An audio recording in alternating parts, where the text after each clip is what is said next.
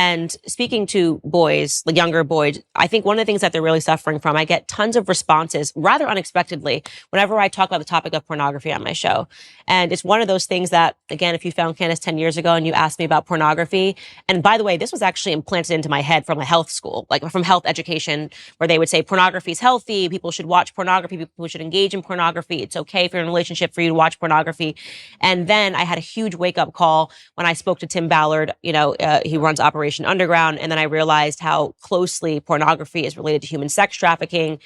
Real sex trafficking, not TikTok real sex trafficking. And yeah, we should talk about that because they are kind of stretching the definition of sex trafficking. In your case, I've taken a look at it. And what's remarkable to me is the amount of young men, and I would say from the ages of 18 to 35 that write in and say how much they're struggling with porn, how much they're struggling with pornography addiction, how they feel that no person is talking about the ills of pornography. Yeah. And so I just watched this clip of you this morning sitting next to Adam22. You were ever interested in doing your first ever double penetration scene that me and Lena, I mean, I don't want to speak for you, but I feel like, yo, dude, would he be a suitable candidate? Can I tap him in? I don't know. No. Well, can I fill in real quick, Andrew? You're out, Aiden. We canceled you. You're not in this conversation anymore. Fair enough. Go ahead, Andrew. Would you, Andrew? Would you double penetrate her, bro? Would you do that, Andrew? Go ahead. Finish the answer. If all pop together, is that chill? There's absolutely 0% chance of that happening. And it's not because Elena is particularly unattractive. It's because she's married to Adam, and I have no interest in degenerate, pointless sex, and I have no interest in making a spectacle of myself or even just involving myself in anything which I deem to be overall haram and pointless. That's just not something I'd be interested in. There's not a single amount of money on the planet you could pay me to undertake. So you were very polite. I'm not going to be so polite. I thought he was an absolute degenerate. And I mean that the idea of having a woman making the vows that you make in marriage and literally offering her body as he did to you was a form of degeneracy. And you were being very nice and measured. And I think that for that moment, that was the best thing that you possibly could have done because she looked quite vulnerable. Yeah. Lena, I think is her name. Yeah. But how do you reconcile that now, right? You're in a circumstance like this. You're being polite. You did say I'm uncomfortable. You did say that I would never do this. And I think that was really important for you to say. But you're not the same person. I mean, how did you? Yeah. Even reflecting on it. It's so disgusting. He offered you his wife. It is pretty disgusting. And it's also pretty misogynistic because he didn't ask her. He offered her.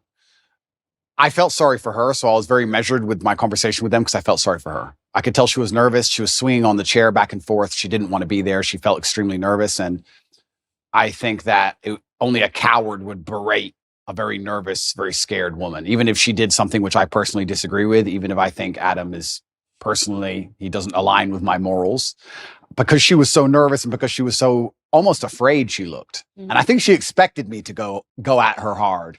So I just felt sorry doing it. I couldn't find, maybe I'm getting soft in my old age, but I think she knows what I think, and I think she knows what the world thinks. And I think if I go at her too hard, it's just going to break her. And I don't really like the idea of her, turning off the camera and bawling her eyes out. I think that God will teach her the lessons she needs to learn from her experience, both positive and negative. And I think that's God's job to do and not necessarily mine. But yeah, it was certainly uncomfortable, and it shows how degenerate the world is becoming. And pornography as a whole is simply just, I think it's an effect. I think it's a tool which is used to ensure that the male populace stays as docile as possible. Mm. I don't think that any of the things that are happening to the male population are accidental. I think that keeping us as docile as possible is very interesting for the people who are in charge of the world because we're the warrior class. At the end of the day, it's going to boil down to the men who are going to stand up and actually do something about anything at some point in time. So I think they like the idea of us being docile. And I mean, how much more docile can you get than a man sitting there looking at a screen, not even want to reproduce for real because he's just staring at a screen? And I think that's just a next stage in the slave mind. And it's everywhere now. Whereas, and this is something that my husband says, he doesn't have any social media because he's like, Instagram is pornography. I open my Instagram and I've got Emily Ratajkowski's butt cheeks. Yeah. And I'm not a man, so I don't have that same biological reaction to seeing it. But I can only imagine how difficult it is for a man when you open an app and you've got Kim Kardashian offering her body to Emily Ratajkowski.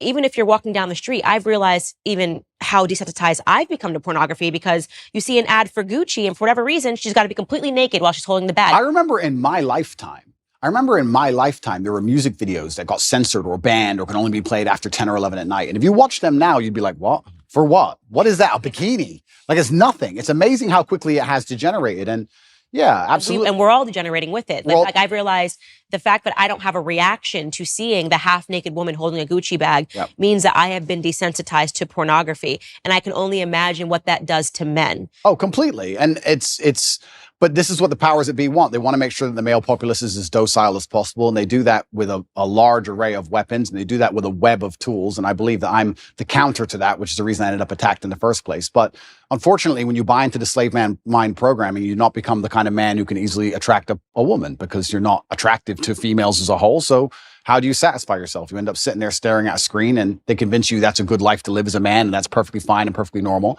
And you don't even get to genetically reproduce. I do also, though, and I want to make this clear, I do believe in absolute and utter self-accountability as a man. I think as a man, everything that happens to you is your fault. Me going to jail was my fault.